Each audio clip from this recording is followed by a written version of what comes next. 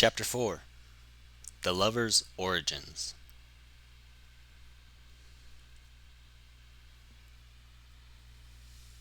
The mature masculine lover archetype arises from the Oedipal child, one of the immature masculine archetypes. The Oedipal child's archetypal energy comes online when a boy begins to become aware of his gender difference from his mother. At the same time, he seeks to bond more closely with her. With this budding gender awareness, sexuality first comes into focus, along with all its attendant issues. The attempt to merge with the mother, even as the boy is feeling the need to break from her, produces enormous stresses within the young masculine psyche. In the worst instances, a father is made a marginal figure in his son's life by this intensified mother-son bonding.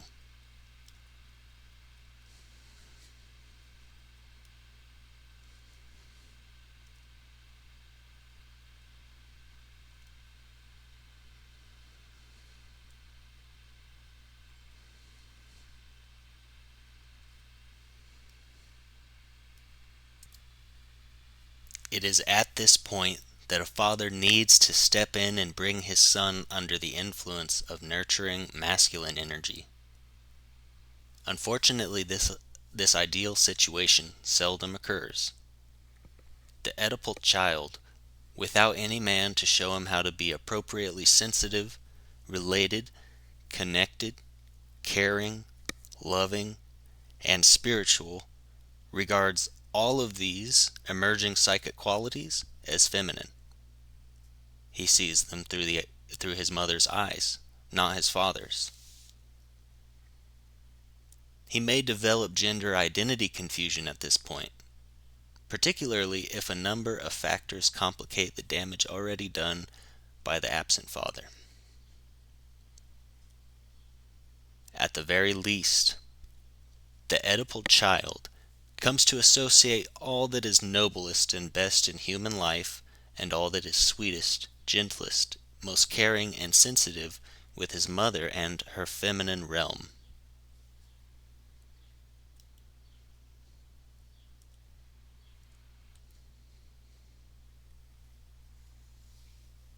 A boy's semi-conscious desire for his mother calls forth the lover. In a dynamic and creative relationship with the feminine energies, the Oedipal child archetype empowers a boy to move in a spiritual direction. The boy who is strongly influenced by the Oedipal child can begin to feel the wondrous vitality of lover energy. When adequately accessed later in life by the man's ego, the lover becomes the source of much that is beautiful, inspiring, idealistic, and visionary in a man's life. It causes him to feel proud of his newfound masculine identity, which has been established in the best situations in relationship both with his mother and his father. From a Jungian point of view, it is not merely a mortal mother for whom this boy yearns. It is not merely a mortal mother for whom this boy yearns. He is wired to respond to the archetypal mother. All boys and men are wired for loving and for mystical experience. The ideal process of a boy's moving from the realm of the mothers into the realm of the fathers often breaks down. This is because the parents' own issues interfere with what should be a natural progress from the Oedipal child to the adequate accessing of the mature masculine archetypes. At least in the United States, as Robert Bly points out, men have no trouble bonding with their mothers, but they do have trouble separating from them. And they can neither bond with nor separate from their fathers, because their fathers are, for the most part, unavailable, in an emotional and a physical sense. Therefore, Spirituality has its origin, in modern Western culture at least, in the mother-bonded Oedipal child.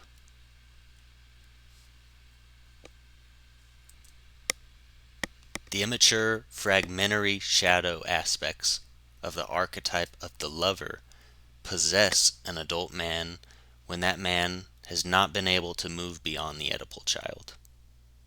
We will examine the shadow lover in detail in chapter 7 and 8. For now, bear in mind only that the primary reason adult men get stuck in the shadow lover is that they never had older men who held them in their hearts, as Bly says, and who helped them to find nurturing, sensitivity, relatedness, and spirituality in the context of masculine identity.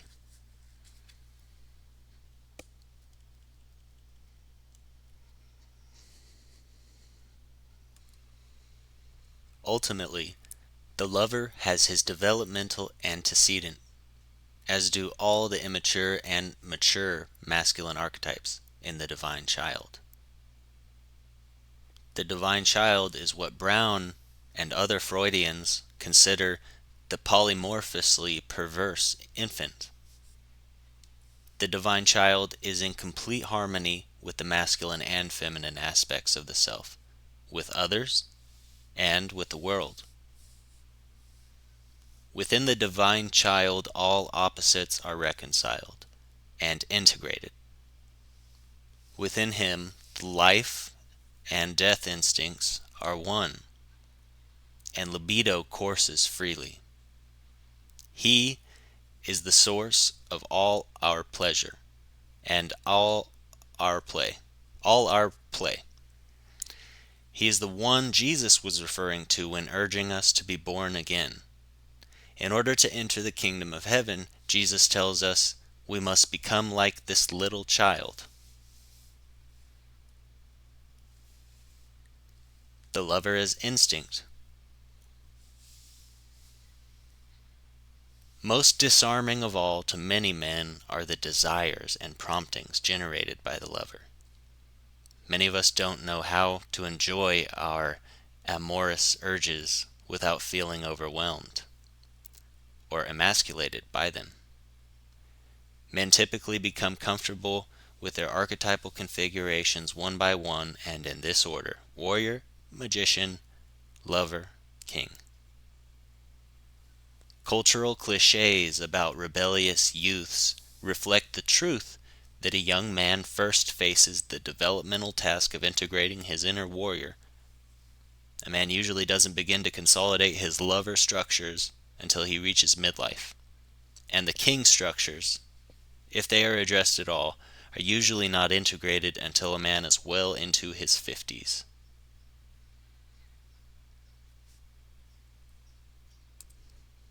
The lover is next to last in this developmental sequence because it is so difficult an energy for most men to master.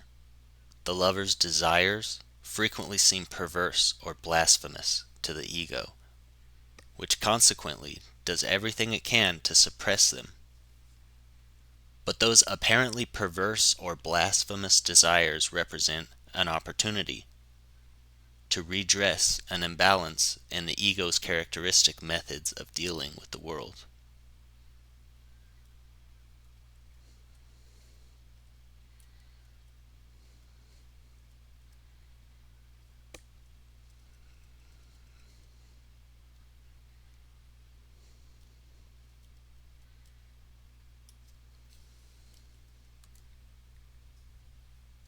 An archetype itself is not a balanced entity.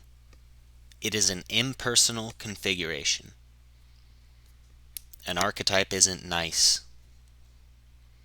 Rather, it has one particular desire, and it presses an imperialistic case. The lover is happy to take over a psyche and use it to fulfill all of its often reckless desires. Left alone, the lover is no more concerned for the warrior, magician, or king than they are for him. The ego must step in and mediate between these structures. Otherwise, we remain unconscious of them and we allow impersonal patterns and instincts to live our lives for us.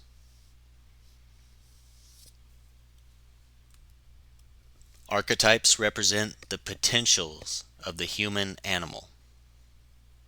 We are unique as animals in the extent of our ability to become conscious of our instinctual configurations. Jung believed the crucial task of individuation was in disidentifying with these configurations and making them conscious. By making archetypal structures conscious, we can live up to our full potentials and draw upon the energy of an archetype only as it is needed. But where are these structures? How is it that they arise?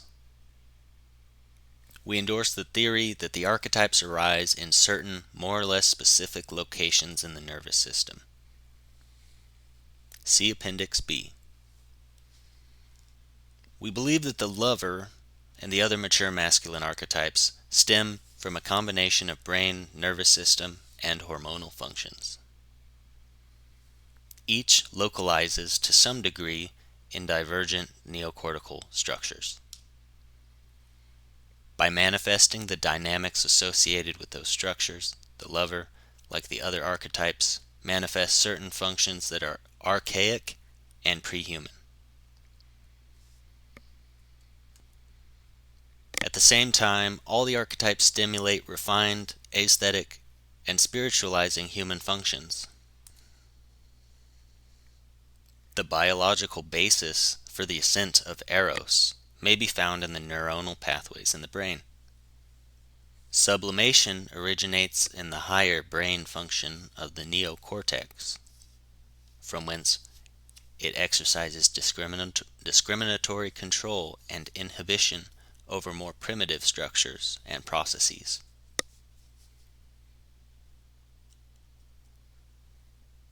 Whereas the magician, in its refined form, is an expression of left brain functioning, the lover is primarily an expression of right brain functioning. Drawing upon right brain modes of thought and imaging, the lover is able instantaneously to grasp whole patterns of ideas and feelings, in contrast to the magician's methodical mode of thought. The lover does his thinking in images and symbols. He gathers impressions and experiences leaps of imagination. The instinct human beings have to return to the garden of delight can be attributed to our evolutionary origins. Animal behaviors indicate that many species share our sensual and sexual appreciation of erotic experience. Eros arises, according to some convincing data, in the limbic system, in hormonal distribution, and in the reptilian brain.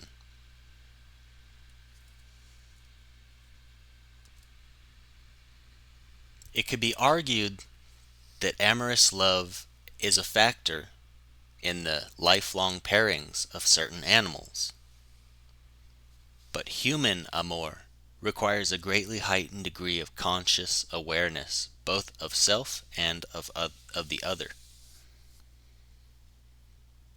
Because we are such a stupendously complex being, achieving and maintaining amour in our human relationships is an arduous task.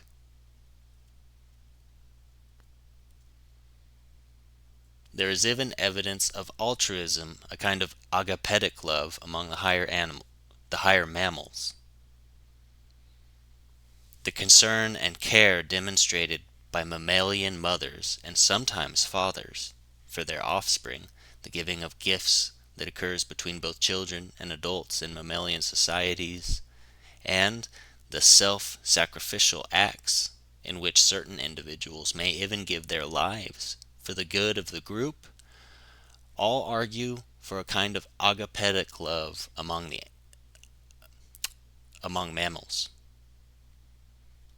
Probably agape arises in the old mammalian brain, the limbic system, and is further refined in the neocortex.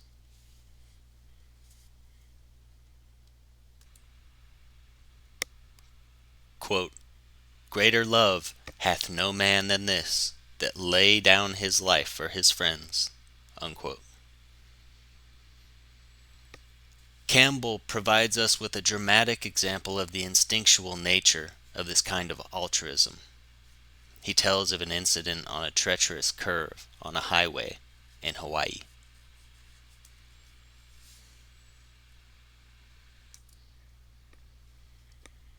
One day, two policemen were driving up the Pali Road when they saw, just beyond the railing that keeps the cars from rolling over, a young man preparing to jump.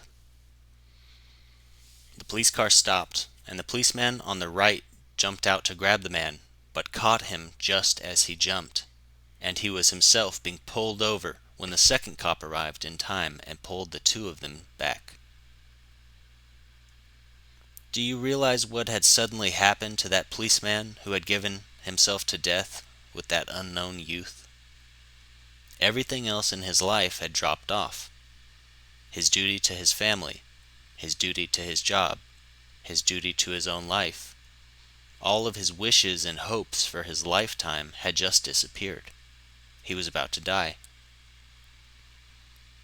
Later, a newspaper reporter asked him, "Why didn't you let go? You would have been killed." And his reported answer was, "I couldn't let go. If I had let that young man go, I couldn't have lived another day of my life." How come? Schopenhauer's answer is that such a psychological crisis represents the breakthrough of a metaphysical realization, which is that you and that other are one. That you are two aspects of the one life, and that your apparent separateness is but an effect of the way we experience forms under the conditions of space and time.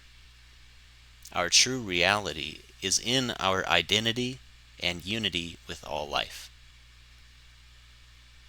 This is a metaphysical truth which may become spontaneously realized under circumstances of crisis. For it is, according to Schopenhauer, the truth of your life.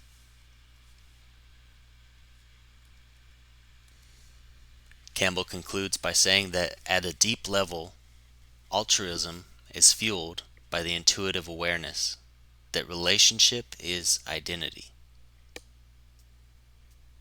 In other words, if you act to save another, regardless of the cost, it is because at some level you appreciate that the other is a part of your own identity. Usually the appreciation is instinctual.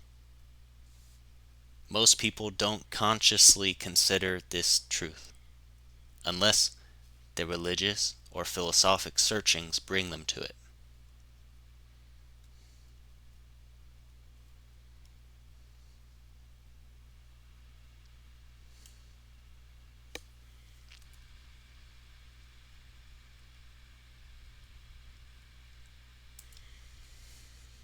Masculine or feminine. Throughout the cultures of the world, certain emotions and modes of thinking have been assigned to the realm of feminine and others to the sphere of the masculine. Hard-headedness, rationality, aggressiveness, and similar psychological traits have been assigned almost universally to men, while greater capacities for sensitivity, receptivity, and relatedness have been assigned to women. Men who are sensitive and gentle are labeled feminine, while aggressive women are called masculine. Sensitive boys are called sissies, and rough girls tomboys.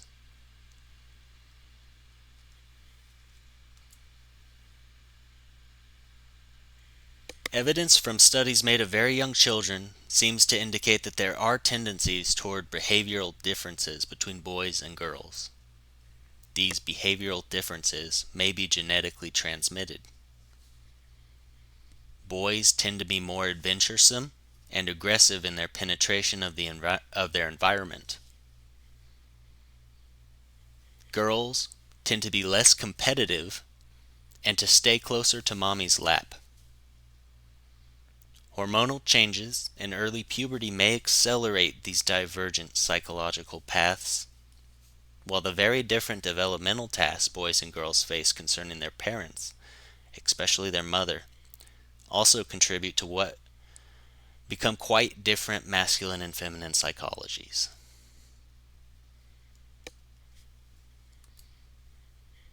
But depth psychology has made it clear that no matter how divergent we become from one another, we each carry within ourselves aspects of the other. Men carry within them a feminine personality complex called the anima. Women bear within their psyches a masculine personality complex called the animus. Both the anima and the animus are made up of a mix of archetypal material, just as the dominant gender personality is of emotive and complexual elements, and of culture and family-specific expectations about masculinity and femininity. These personality complexes probably have a genetic and hormonal basis.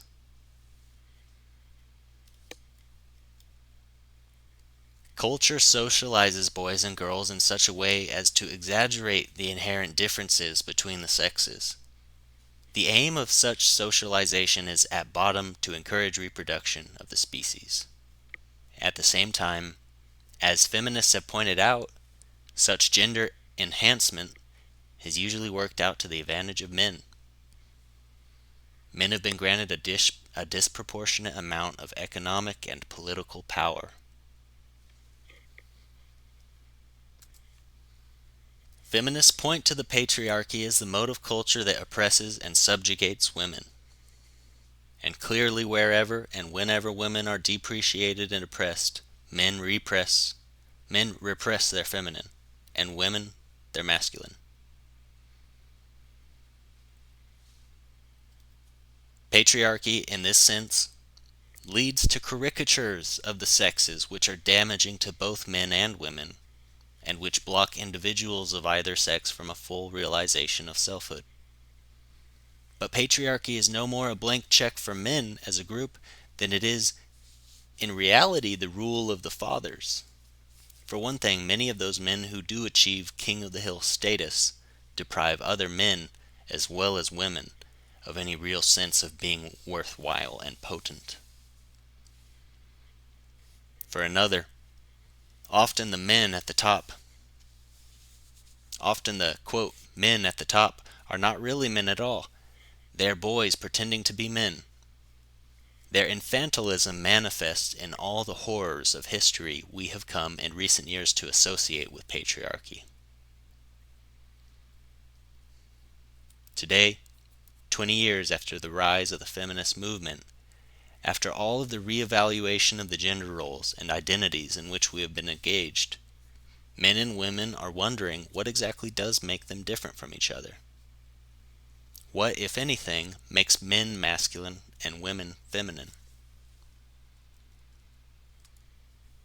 Many male chauvinists still make the claim that the sexes can be divided in a simple way in their emotional and cognitive modes along traditional lines. But radical feminists are often as guilty of caricature as are their male chauvinist counterparts. One can read a great deal of feminist literature and never encounter a single statement of appreciation for traditional masculine virtues. Men as a sex are demonized and slandered as the source of all neurosis and psychopathology.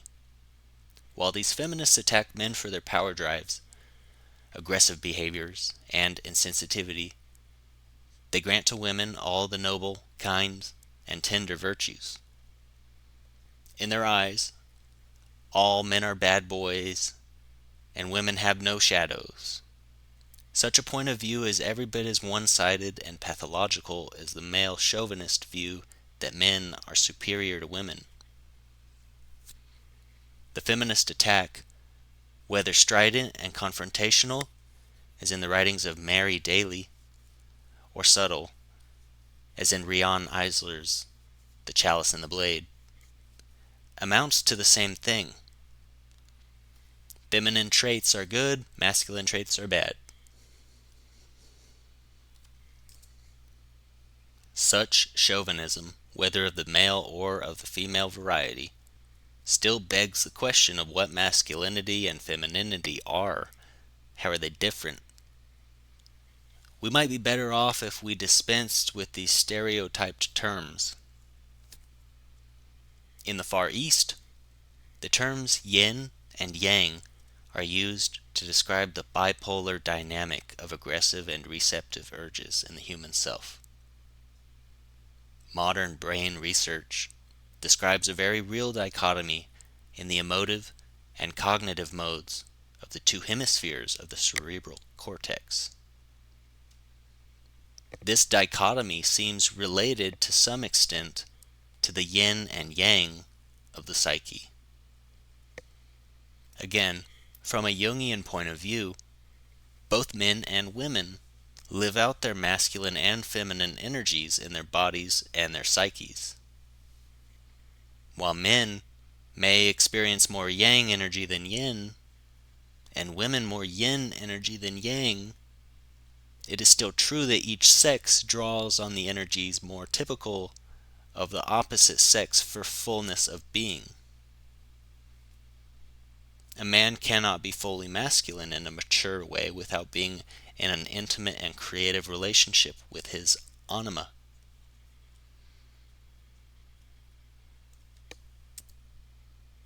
When we relate this discussion of divergent emotive and cognitive modes to the mature masculine archetype of the lover, we need to ask whether the lover arises out of a so-called feminine psychological characteristic, relatedness, nurturing, caring, tenderness, sensitivity, or out of a masculine psychological background that includes such characteristics.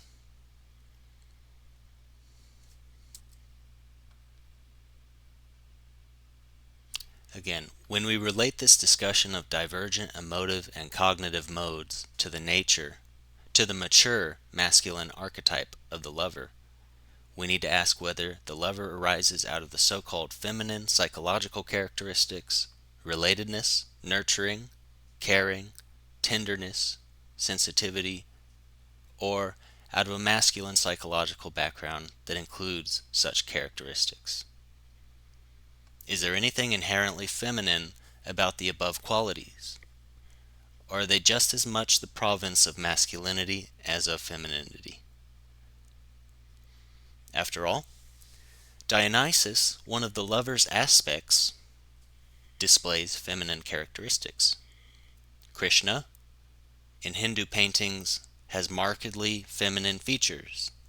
His soft lips, almond eyes, and soft blue body all create the impression of femininity. Yet the Maenads go crazy for Dionysus, and the gopis are enchanted by Krishna. Jesus, a sexless aspect of the lover, is often depicted as a rather feminized young man. He is also surrounded by women, even though ostensibly there are no erotic wishes passing between him and them. But the lover has other faces. Bawdy satyrs, the horny centaurs, blood-red Priapus, athletic Eros, and muscle-hardened Vishnu are all his expressions. And Shiva is often imaged as a mighty, world-creating lingam.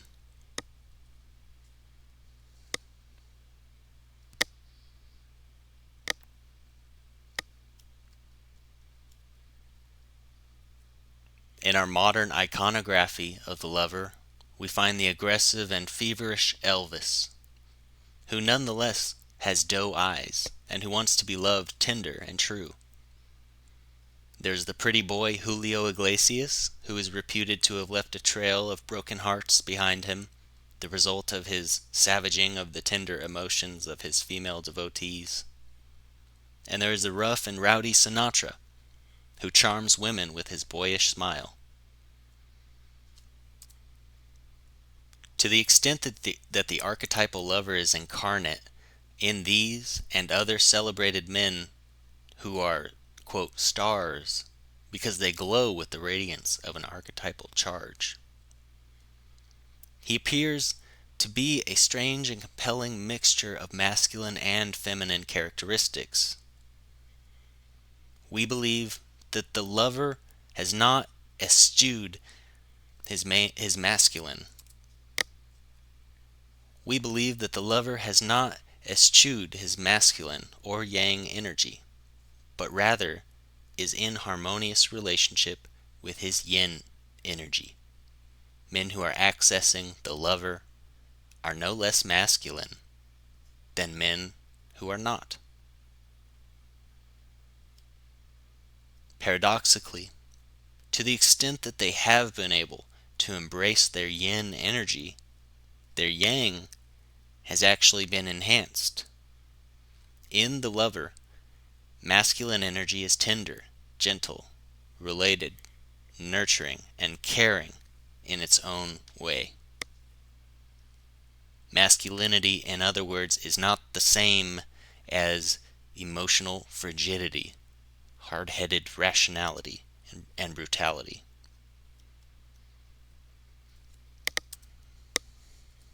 The men's movement today has revealed that many men, at least in the United States, have gotten in touch with their softness, but that they have become profoundly unhappy in the process.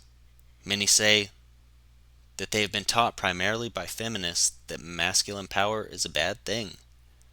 According to its detractors, masculine aggressiveness must be eliminated. Those who seek to shame it, often women, fail to realize that they themselves are as aggressive as their male targets. Aggressiveness, while it may be boosted by male testosterone, is not limited to men. Depressed men, if they protest against the aggressive treatment they receive at the hands of angry women, are often haunted with vindictive questions such as, "What's the matter? Do you feel intimidated? Do you feel castrated?" Shamed men do not make good lovers. They become nice boys. Any show of masculine assertiveness automatically makes them bad boys. These and other disempowered men have fallen back into the sphere of the mother. They have regressed into the Oedipal conflict. And of course, they do not feel they can make love to their mothers. These men have accepted the idea that masculinity, in its essence, is hurtful and destructive, while femininity, in its essence, is loving and generative. And yet, the men's movement is demonstrating that mature masculinity is strong, aggressive, hard-headed, and receptive, gentle, and emotive, all at the same time. When a man is less than this, it is because his psyche has been co-opted by the immature masculine archetypes. The lover, then, is fully masculine. He transcends the caricatures of masculine and feminine, and ecstatically unites yin and yang in the psyches and bodies of mortal men.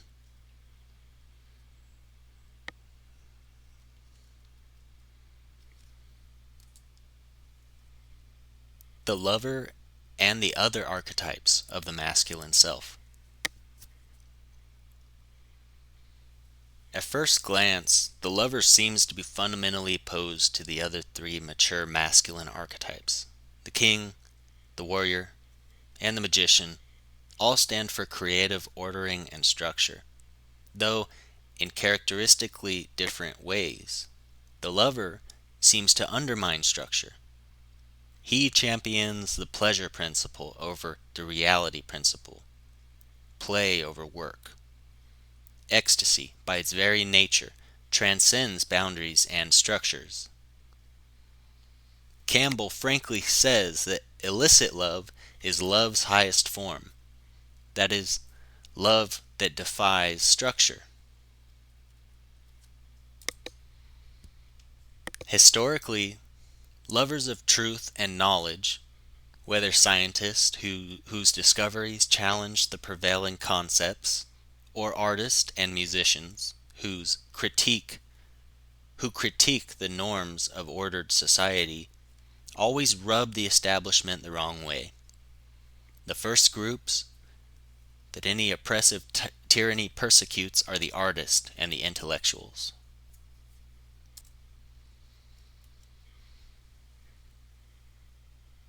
Sam Keen, in The Passionate Life, describes the stages of love.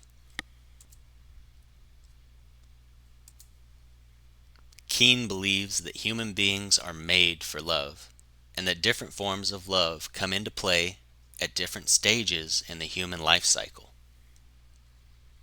One of the most important forms of love, according to Keen, is the outlaw. This form of the lover manifests markedly anti-structural characteristics. Arising for the first time in adolescence, the outlaw is present in the rebel idealist who strikes out against societal norms.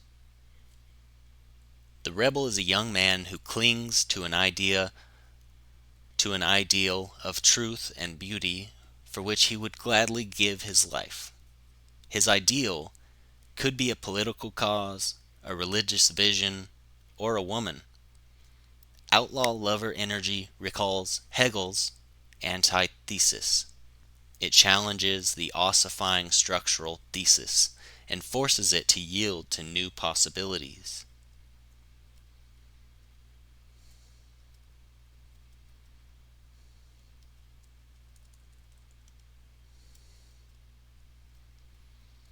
The rebel lover keeps things active and is open to new influxes of libido, fresh from the fires of creation deep in the unconscious. He opens the eyes of the magician to the sudden, unforeseen break in the earth plane, through which the life-giving power of the divine pours out onto a parched wilderness and causes the desert to bloom. He engenders love between individuals who would never have been caught dead together otherwise. In breaking the ethical boundaries by which people regulate their lives, the lover opens up the possibility of loving more deeply and authentically. The archetypal lover, as incarnate in Jesus, challenged the ethics of first century AD Judaism. Men and women, the pious and the irreligious, the Jews and the heathen, had ordered their lives with a categorical civility. Jesus broke down the categorical barriers and radicalized the Torah. He interpreted it to mean that we must love the lost and the least, within ourselves and within others. The lover today, as expressed in the modern psychoanalytic process, teaches us to value those parts of ourselves that we have thrown away in the process of becoming socialized into the structures of society. By revaluing what cultural norms have devalued, we learn compassion for ourselves and for others.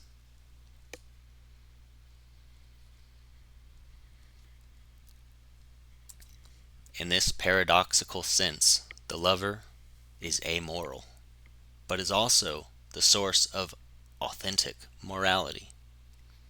And it is the lover's refusal to accept artificiality of boundaries within the psyche and between people, that is the source of the sense of relatedness from which familial and societal structures arise in the first place. Freud's superego, although apparently at odds with the lover, turns out to be one manifestation of his energy.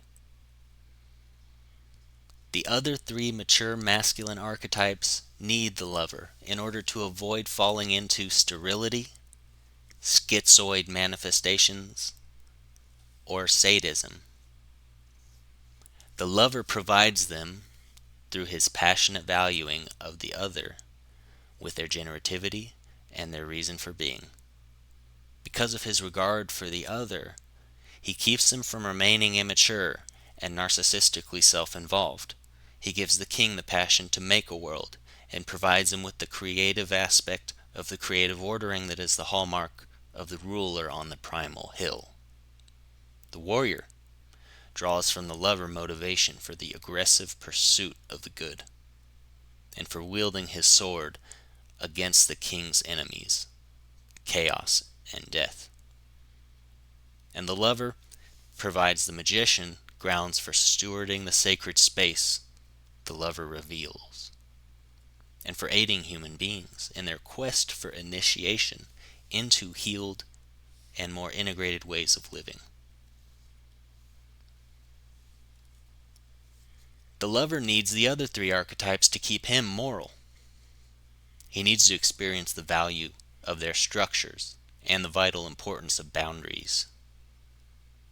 He needs the artificiality of form, which each of them invokes and imposes in order to channel his libido in productive ways.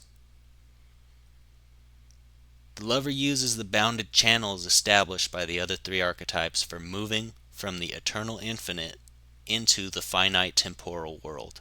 He needs the other mature masculine archetypes in order to incarnate in such a way as to enhance human life, rather than destroy it in an uncontained cascade of light and ecstasy.